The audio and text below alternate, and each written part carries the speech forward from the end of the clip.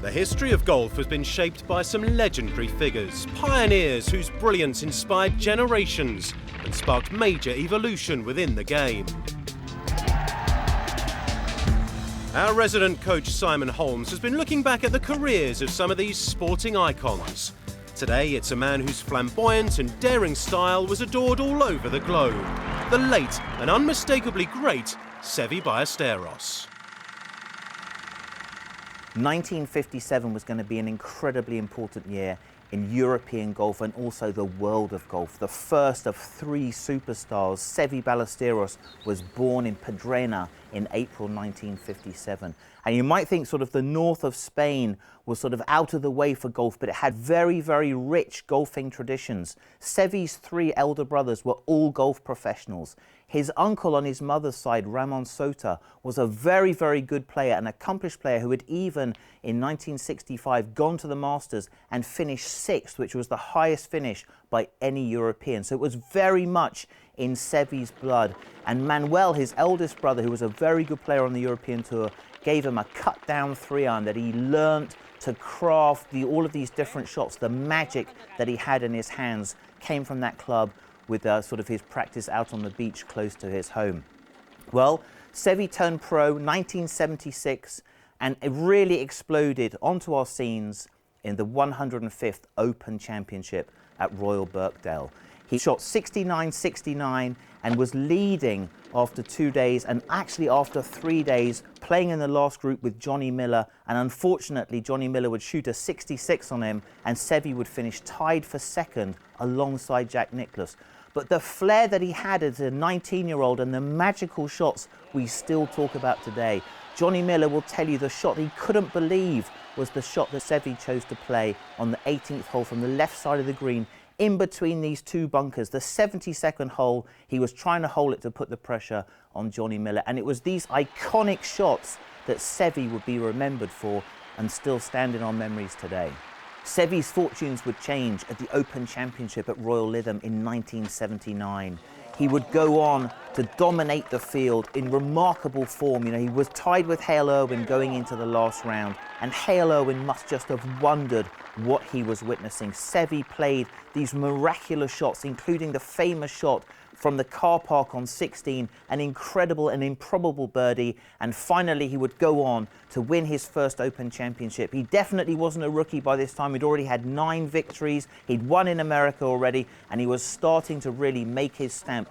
And his style of his play was so unorthodox, it was so different from the sort of the classic, very methodical style of Jack Nicklaus, which was what everyone was trying to copy. You know, that was the sort of model. Seve had none of that. He had 4 or 5 different finish positions. He was walking after his shots, but he had a magic. And the galleries and the crowds, especially at the Open Championship, would never forget this first magical performance. And he would go on to America and the 1980 Masters. An incredible performance again, picking up his first victory in the United States, the first European player to ever do so. Seve would soon pick up his second green jacket, the 1983 Masters, and in incredible form.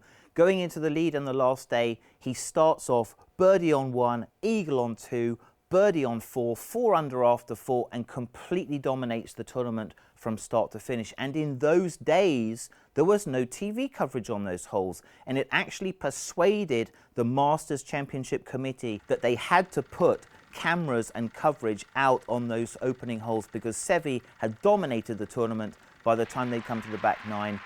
He would then go on from this amazing performance, 2 green jackets, to the 1984 Open Championship at St Andrews, the home of golf. And for the first time ever, his mother, Carmen, had come to St Andrews to watch him play. The first time she'd ever seen him at a golf tournament. And would he put on a show? Apart from his 3 bogeys on 17, Seve played with incredible discipline, using irons off the tee, really planning his way around the golf course to avoid the very difficult bunkers. He made only 2 other bogeys in all of the 72 holes in a duel with Tom Watson. It would come down to the last 2 holes. Who can forget the scene of Seve on that 18th green, a 20-footer, right to left, and the amazing fist pumps and emotion that he shows as he ploughs in that birdie to put the pressure back on Tom Watson, who would bogey the 17th hole, the road hole, by hitting his 2-iron over the back. So Seve now is a global champion. He's won in lots and lots of different styles. He has the respect of his peers. In Japan, a huge star. In Asia, a huge star. In the United States now, a really dominant force. The 1986 Masters was going to be an incredibly important week for Seve Ballesteros. He had promised his father, who was ill at home in Pedrena, that Seve was going to go there and win it for his dad. And really, after 13 holes, it looked as though this was going to be the case. He had his brother on the bag. He made this magnificent eagle. But this time, there was a charging golden bear. Jack Nicklaus's back nine was the thing of legend. And it was Seve who finally would stumble to this with a bad iron shot into the water on 15. He'd make a bogey there and he would lose this tournament. And I think he lost confidence in himself. He lost faith in his ability to close it out. And he had really sort of a little bit where he came off the sort of the fighting pace until it came to this amazing showdown with Nick Price and Nick Faldo, his two big rivals at Lytham. It would be his last championship, and in playing in their company on Sunday, he dominated with remarkable shots. He was a much more relaxed Seve, a much more smiling Seve, and that was going to be his last major championship. Perhaps his greatest contribution to the world of golf, and certainly to European golfers, was his ability to change the fortunes of the European Ryder Cup team. Seve Ballesteros persuaded through the force of his own personality that he could take the European stars up against the big American superstars and defeat them at their own game. And that spirit certainly lives on today. The miracle in Medina, an improbable victory by his close friend Jose Maria Lazabal and that incredible team. And again, the high fives that all of the players gave at Glen Eagles to Seve's picture as they walk out of the tunnel and into battle. So for European players and for the world of golf, it was Seve Ballesteros' passion and belief that would drive these European Tour players to go out and perform as well as they've done on the world stage.